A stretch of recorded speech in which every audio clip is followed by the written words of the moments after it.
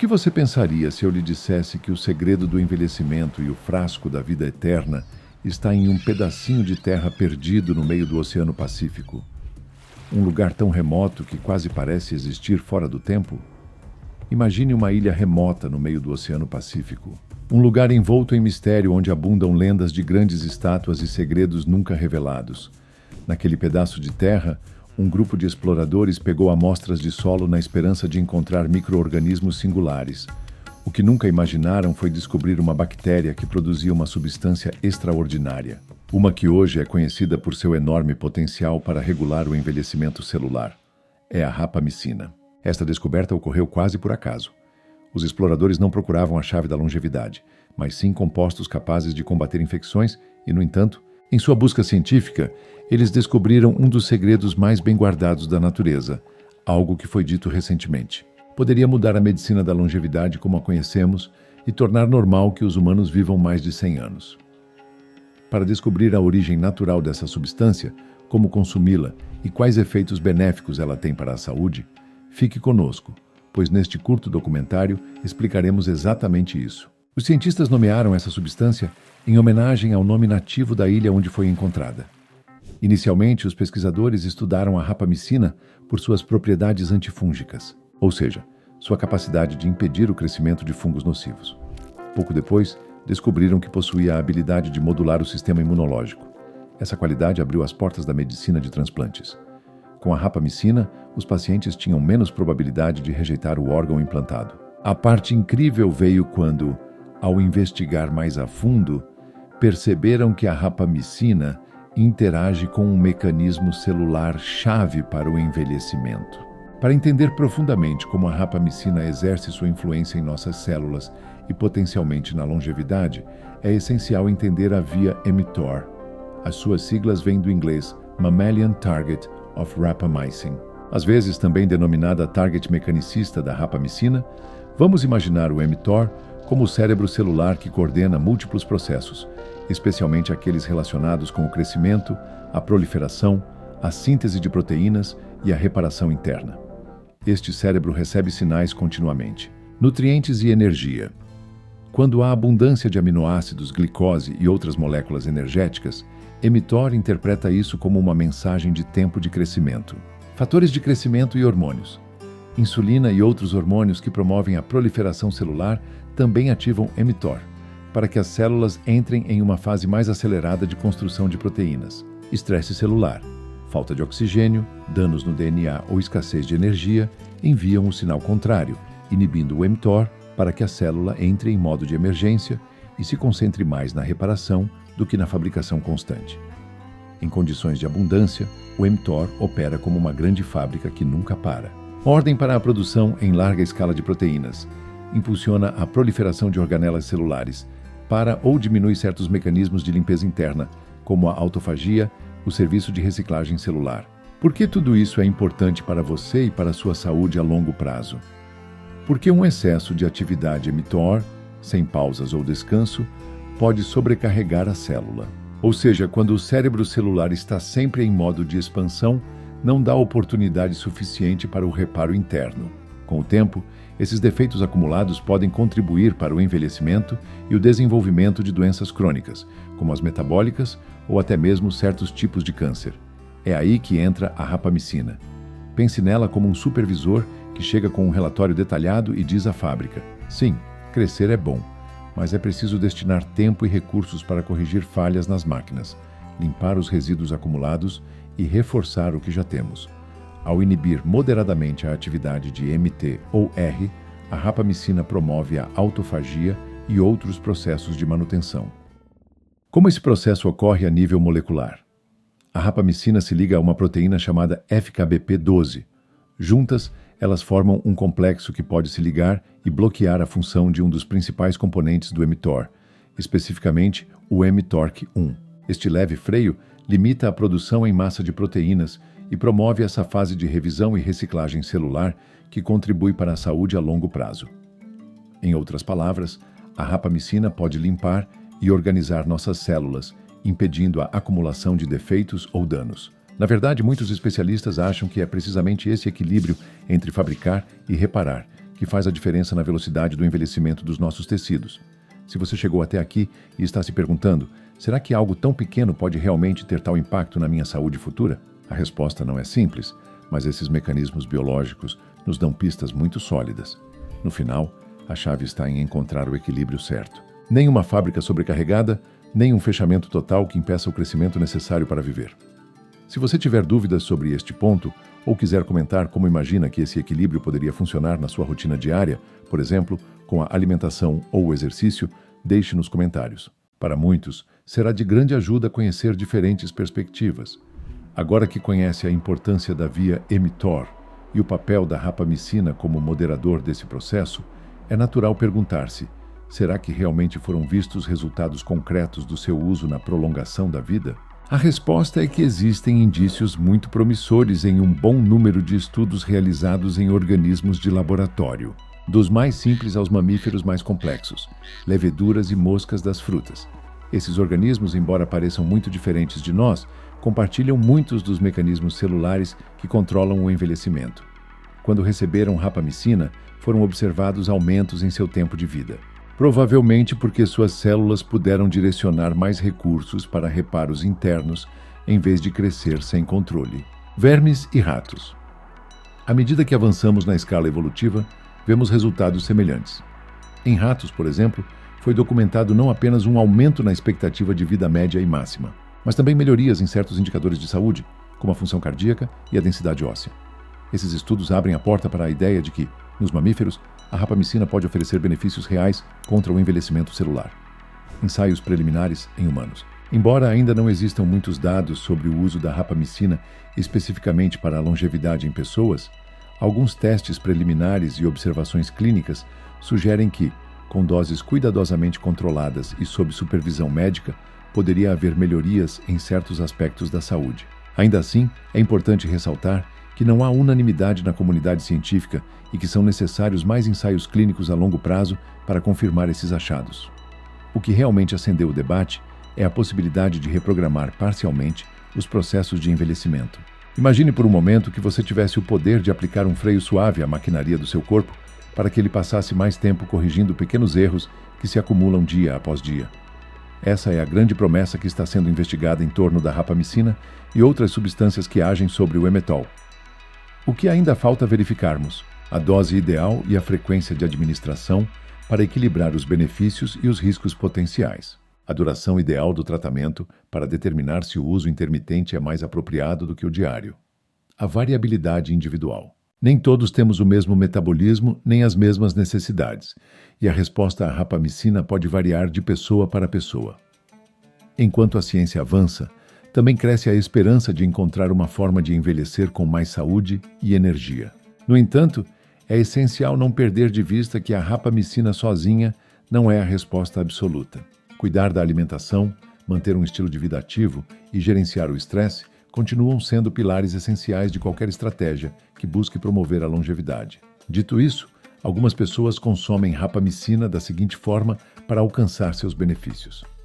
Lembre-se que isso não é uma recomendação direta, apenas estamos expressando o que está na literatura sobre este assunto. Toda decisão de saúde deve ser tomada junto com seu médico e sua recomendação específica. A dose de rapamicina é um dos temas que mais desperta curiosidade, especialmente naqueles que a consideram para fins de longevidade. E é aqui que as coisas ficam delicadas.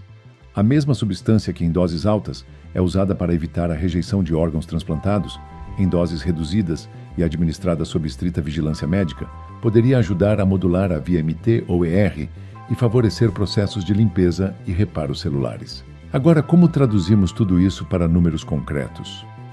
Em transplantes de órgãos, costumam usar doses mais altas e diárias, por exemplo, 2 mg diários, 5 mg diários ou mais, dependendo do quadro clínico exato, para exercer uma forte ação imunossupressora.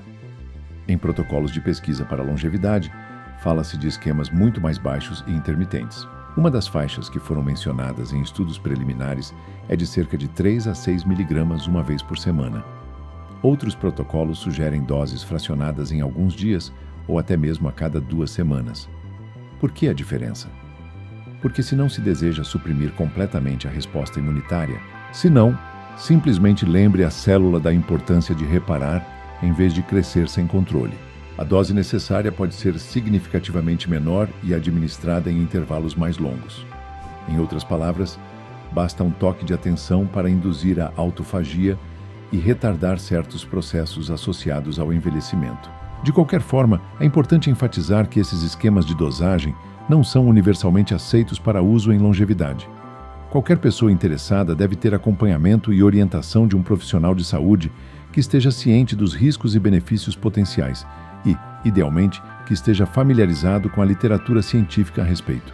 Alguns especialistas também recomendam monitorar parâmetros fisiológicos-chave, como níveis de glicose, lipídios e função renal, para garantir que não haja efeitos colaterais importantes. A dose apropriada pode variar de acordo com a idade, o peso, o histórico médico e os objetivos específicos de cada indivíduo. A supervisão médica não só traz tranquilidade, mas oferece uma base sólida para ajustar a dose ou a frequência com base na resposta pessoal. Outro ponto importante é a disponibilidade legal da rapamicina. Sendo um medicamento usado em transplantes, sua distribuição e venda costumam ser rigorosamente regulamentadas na maioria dos países. Geralmente, é necessário prescrição médica para adquiri-la legalmente. Em clínicas especializadas, é possível encontrar alguns profissionais de saúde, que dentro de programas de pesquisa ou anti-envelhecimento ofereçam assessoria sobre o uso de rapamicina. Nesses contextos, podem emitir a receita para adquiri-la em farmácias de alto nível ou laboratórios especializados, via hospitais ou centros de transplantes. Na maioria dos casos, a rapamicina é destinada a pacientes que recebem órgãos. Esses centros geralmente administram doses muito mais altas. Embora o medicamento seja o mesmo, a justificativa para seu uso para fins de longevidade não faz parte da indicação tradicional, por isso nem todos os médicos apoiam a sua prescrição para este propósito. Importações pessoais. Em alguns lugares, é possível fazer o trâmite da importação pessoal se tiver uma receita válida e uma autorização especial das autoridades sanitárias. Isso varia muito de um país para outro. E alguns têm requisitos muito rígidos. Aqui é crucial entender que, embora haja pessoas que optaram por procurar a rapamicina de fontes não regulamentadas, por exemplo, através da compra e venda na internet, isso acarreta riscos importantes: qualidade e autenticidade. Não é garantido que o produto seja verdadeiro ou contenha a concentração declarada. Responsabilidade médica. Na ausência de supervisão profissional, qualquer efeito colateral ou complicação é por conta e risco da pessoa que o consome sem orientação. Diante do exposto, o caminho mais seguro para aqueles que consideram a rapamicina como parte de uma estratégia de longevidade é se informar completamente. Procurar um profissional disposto a guiar o processo e assegurar-se de obter o medicamento de fontes legítimas. Embora o panorama legal ainda não tenha se estendido com indicações para a longevidade, cada vez mais especialistas estão mostrando interesse em explorar este campo de maneira responsável. Para aqueles que conseguem contar com a assessoria e supervisão médica, os protocolos podem variar.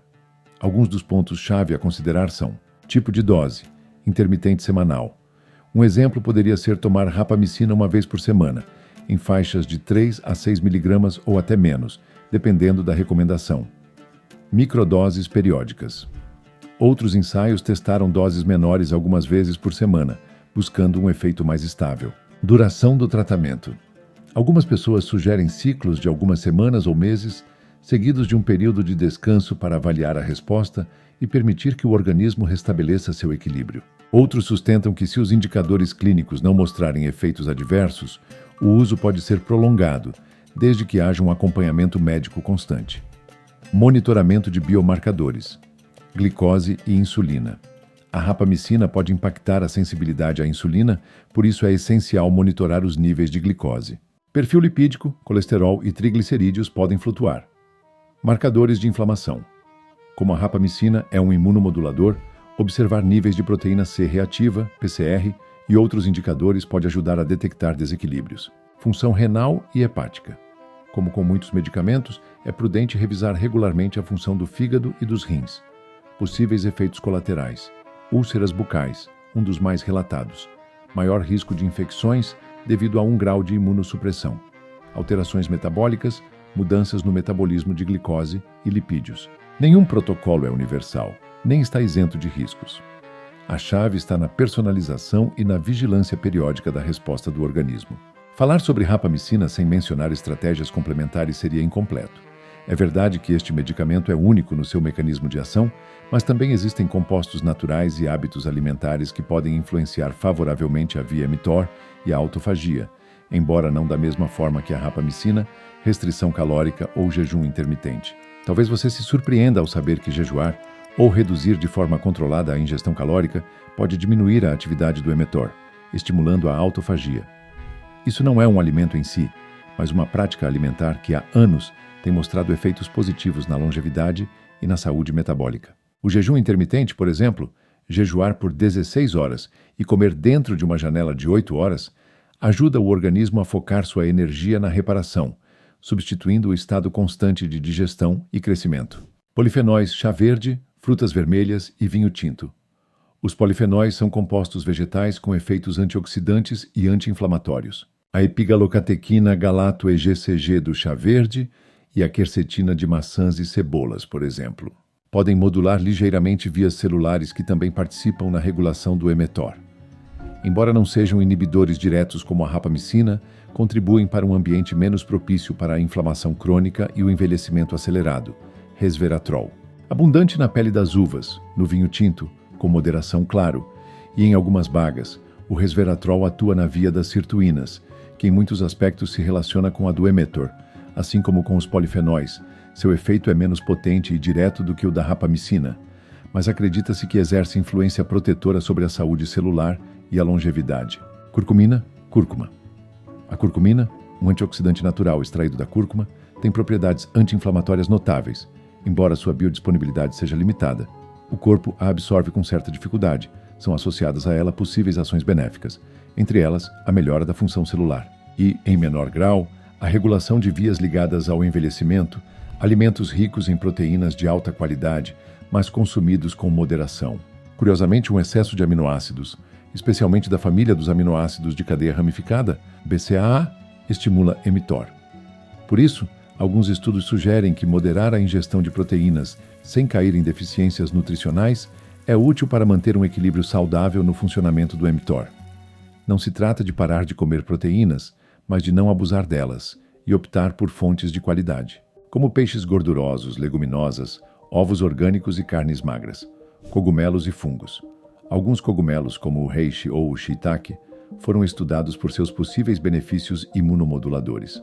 Embora não inibam diretamente o mTOR, eles podem apoiar um estado corporal mais equilibrado e resistente ao estresse oxidativo. Embora nenhum desses alimentos ou práticas replique exatamente a ação da rapamicina, a combinação de um estilo de vida saudável que inclua uma boa alimentação e um equilíbrio entre fases de ingestão e jejum pode resultar em uma regulação mais eficiente de mTOR a longo prazo. Com tudo o que revisamos, fica claro que a rapamicina é um composto fascinante, capaz de fornecer contribuições únicas para a pesquisa sobre longevidade. Sua ação na via mTOR abre possibilidades muito interessantes para retardar alguns dos processos que contribuem para o envelhecimento celular e o surgimento de certas doenças crônicas. No entanto, também requer cautela, supervisão médica e mais ensaios clínicos em humanos, que permitam confirmar a segurança e a eficácia de diferentes dosagens e protocolos, especialmente no contexto da longevidade. A obtenção legal da rapamicina para fins de anti-envelhecimento ainda apresenta obstáculos, pois não faz parte das indicações aprovadas oficialmente na maioria dos países. Para muitos, o caminho responsável implica trabalhar junto com um profissional de saúde, aplicar uma abordagem baseada em evidências e estar muito conscientes da margem de incerteza que ainda cerca este tema.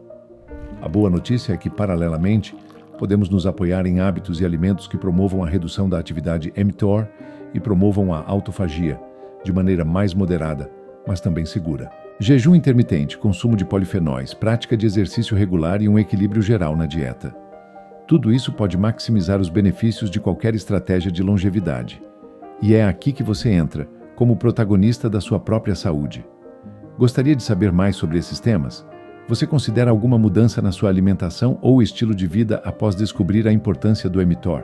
Você acha que a rapamicina poderia ser uma opção no seu futuro sob a orientação de um especialista? Deixe seus comentários e reflexões. Sua experiência e preocupações podem ajudar outras pessoas que também estão em busca de informações confiáveis e atualizadas.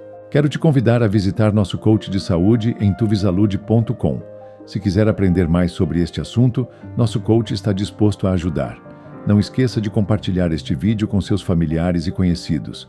Isso nos ajuda a continuar criando conteúdo como este. Nos vemos no próximo. Um abraço.